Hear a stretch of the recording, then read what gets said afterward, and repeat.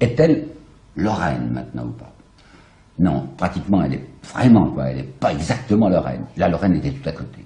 Je vous ai dit dans mon premier exposé qu'à ce moment-là, des régions comme Nancy ou comme Metz n'appartenaient pas au royaume de France, ça appartenait à l'Empire d'Allemagne.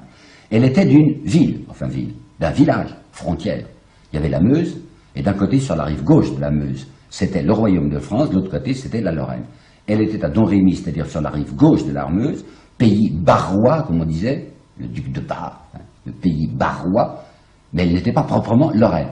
On le dira rapidement, Villon, à la fin du siècle, va dire « Jeanne, la bonne Lorraine », qu'Anglais brûlèrent à Rouen. Non, pas exactement. Et puis à partir de la guerre de 1870, enfin 1870 en France, quand Jeanne va représenter l'idée de la revanche, de la résistance contre les Allemands, enfin, on a été battu, mais Jeanne avait repoussé les Anglais, mais de même on repoussera les Allemands. Alors c'est devenu très important de dire qu'elle était Lorraine. Vous imaginez Maurice Barrès, qui était Lorrain lui-même, enfin tous les effets de menton que vous connaissez au sujet de l'origine Lorraine déjà. Moi c'est pas vrai, peu importe.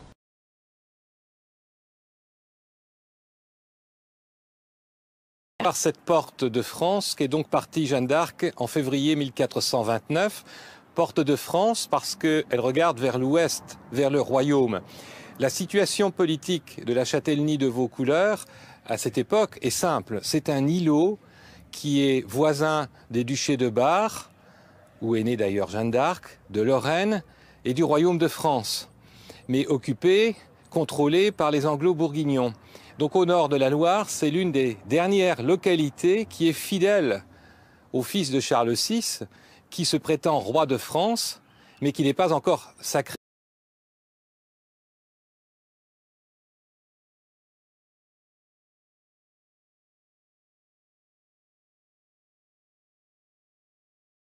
Est-elle Lorraine maintenant ou pas? Non, pratiquement elle est vraiment pas, elle n'est pas exactement Lorraine. La Lorraine était tout à côté. Je vous ai dit dans mon premier exposé qu'à ce moment-là, des régions comme Nancy ou comme Metz n'appartenaient pas au royaume de France, ça appartenait à l'Empire d'Allemagne. Elle était d'une ville, d'un village, frontière. Il y avait la Meuse, et d'un côté, sur la rive gauche de la Meuse, c'était le royaume de France, de l'autre côté, c'était la Lorraine. Elle était à Domrémy, c'est-à-dire sur la rive gauche de la Meuse, pays barrois, comme on disait, le duc de Bar, le pays barrois, mais elle n'était pas proprement Lorraine. On le dira rapidement, Villon, à la fin du siècle, va dire « Jeanne, la bonne Lorraine », qu'Anglais brûlèrent à Rouen. Non, pas exactement. Et puis à partir de la guerre de 1870, enfin 1870 en France, quand Jeanne va représenter l'idée de la revanche, de la résistance contre les Allemands, enfin, on a été battu, mais Jeanne avait repoussé les Anglais, mais de même on repoussera les Allemands. Alors c'est devenu très important de dire qu'elle était Lorraine. Vous imaginez Maurice Barrès, qui était Lorrain lui-même, enfin tous les effets de menton que vous connaissez au sujet de l'origine Lorraine déjà. Moi c'est pas vrai, peu importe.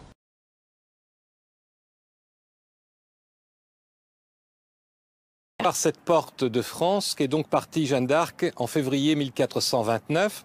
Porte de France parce qu'elle regarde vers l'ouest, vers le royaume. La situation politique de la châtellenie de Vaucouleurs à cette époque est simple. C'est un îlot qui est voisin des duchés de Bar, où est née d'ailleurs Jeanne d'Arc, de Lorraine et du royaume de France, mais occupé, contrôlé par les Anglo-Bourguignons. Donc au nord de la Loire, c'est l'une des dernières localités qui est fidèle au fils de Charles VI, qui se prétend roi de France, mais qui n'est pas encore sacré.